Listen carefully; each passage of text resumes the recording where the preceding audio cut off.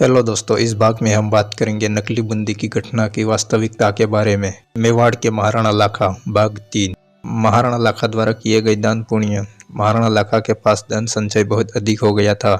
इस खातिर उन्होंने बहुत सी स्वर्ण तुलाएं की। महाराणा लाखा ने चिरवा गांव एक लिंगजी मंदिर के खर्च हेतु भेंट किया। महाराणा लाखा के शासनकाल में करवाए गए निर्माण कार्य। पिछोला झील। महाराणा लाखा के शासनकाल में 1387 ईस्वी में चित्तर पिच्चू नामक बंजारे ने पिछोला झील का निर्माण करवाया। यह झील मेवाड़ के सबसे पुरानी झीलों में से एक है। इस झील का बांध 334 गज लंबा है। बाद में 1525 ईस्वी में महाराणा सांगा ने इस झील का जीर्णोद्धार किया। वर्तमान में इस झील में जग मंदिर व जग निवास नाम के महल स्थित है। वह झील में ही पिजरी नामक स्थान पर नटनी का चबूतरा स्थित है। पिछोला झील की सहायक झीलें दूध तलाई, रंग सागर व स्वरूप सागर है।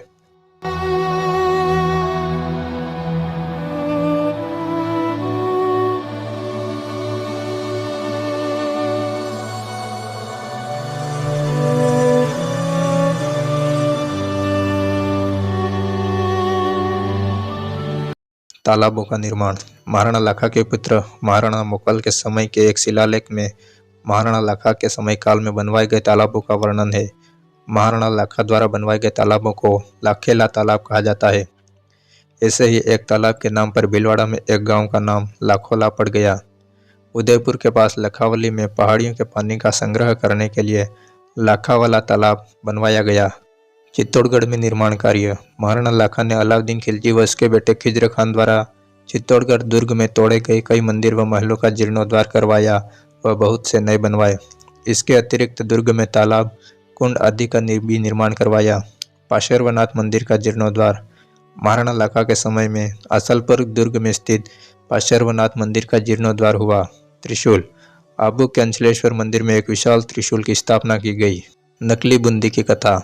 बूंदी के कवि सूर्यमल मिश्रण ने ग्रंथ वंश भास्कर में एक कथा लिखी है। इस कथा का सार यह है कि महाराणा हमीर के जीते जी उनके बेटे कुंवर क्षेत्र सिंह मारे गए, तो हमीर के पुत्र महाराणा लाखा ने मेवाड़ की गद्दी पर बैठे।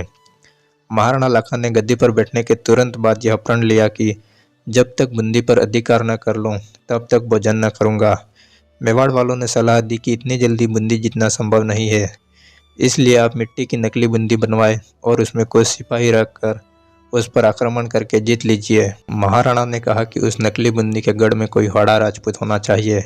बम्बावदा के राजा हालू के दूसरे पुत्र कुंभकर्ण हाड़ा, जो कि महाराणा हमीर के समय से ही मेवाड़ में रहते थे, उनको नकली बूंदी के रक्षार्थ 300 सिपाहियों समेत गढ़ में तैनात किया गया।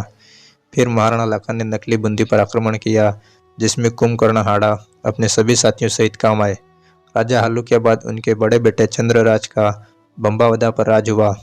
फिर बम्बावदा पर चंद्रराज के बेटे धीरदेव ने राज किया। महाराणा लाखा ने धीरदेव को हराकर बम्बावदा छीन लिया। इस घटना के विरुद्ध मैंने पहले भी एक लेख लिखा था, जिसका कुछ लोगों ने विरोध भी किया, क्योंकि जो प्रचलित कथाएं हम सुनते आ रहे हैं उसमें कोई जुटलाई तो क्रोध आना स्वाभाविक है। परंतु इतिहास में यदि प्रमाणों से सत्य सामने आ सकता हो तो फिर कथाओं का सहारा क्यों लिया जावे। अब यहाँ इस घटना के विरोध में तर्क रखे जा रहे हैं। सबसे पहले तो वंश भास्कर में लिखा है कि महाराणा हमीर के जीवित रहते हुए ही उनके पुत्र कुंवर क्षेत्र सिंह मारे गए, जबकि महाराणा क्षेत्र सिंह ने स्वयं 1366 ईस्वी में एक शिलालेख खुदवाया, जिसमें उनका शासनकाल सिद्ध होता है। दूसरी बात, वंश भास्कर में महाराणा लाखा की गद्दी नशीनी के समय बम्बावदा का स्वामी राजा हालू को बताया गया है, जबकि बम्बावदा के स्वामी हाड़ा महादेव ने 1389 ईस्वी में एक शिलालेख खुदवाया, जिसमें उन्होंने महाराणा क्षेत्र सिंह के साथ रहते हुए मालवा वालों के विरुद्ध युद्ध लड़ने का वर्णन किया है। इसका अर्थ ये है कि महाराणा क्षेत्र सिंह के समय बम्बावदा के स्वामी हाड़ा महादेव थे और महाराणा लाखा की गद्दी नशीनी 1382 ईस्वी के 7 वर्ष बाद तक भी वहीं के स्वामी हाड़ा महादेव ही थे, और संभव है कि 1389 ईस्वी के बाद भी कुछ समय तक उनका राज रहा हो। बूंदी राज्य का इतिहास लिखने वाले लेखक जगदीश चंद्र गहलोत ने नकली बूंदी की इस घटना को काल्पनिक बताया है। डॉक्टर ओझा लिखते हैं कि राजा हल्लू तो कभी बम्बावदा का स्वामी हुआ ही नहीं और कुंभकर्ण नाम का उसका कोई पुत्र था ही नहीं। कवि सूर्यमल मिश्रण उन चंद कवियों में से थे जिन्होंने अंग्रेजों के विरुद्ध लोगों में क्रांति की भावना का संचार किया। इसके लिए वे सदैव याद रखे जाएंगे।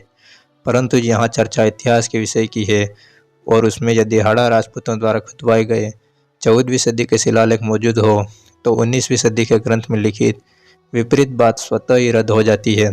अब असत्य सत्य का निर्णय दर्शक स्वयं करे। महाराणा लाखा के 9 पुत्र हुए।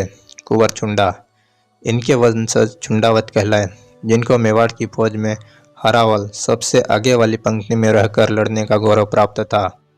कुंवर राघव देव, महाराणा कुंभा के शासनकाल में मारवाड़ के रावरणमल में राघव देव की हत्या कर दी। कुंवर अज्जा, इनके पुत्र सारंग देव हुए और सारंग देव के वंशज सारंग देवोत कहलाए, जिनके ठिकाने कानोड़ व बाटरठा है। कुंवर दुल्हा, इनके वंशज दुल्हावत कहलाए, जिनके ठिकाने बाणपुर सेमरडा आदि है। कुंवर डूंगर सिंह, इनके वंशज बांडावत कहलाए। कुंवर गज सिंह, इनके वंशज गज सिहोत कहलाए। कुंवर लूणा, इनके वंशज लूणावत कहलाए, जिनके ठिकाने मालपुरा कत्थारा खेड़ा आदि है। महाराणा मोकल, ये मेवाड़ के अगले शासक बने। कुंवर बाघ सिंह, इनके नाम पर महाराणा मोकल ने एक लिंग जी मंदिर के निकट बाघेला तालाब बनवाया। कुंवर बाघ सिंह के कोई संतान नहीं हुई।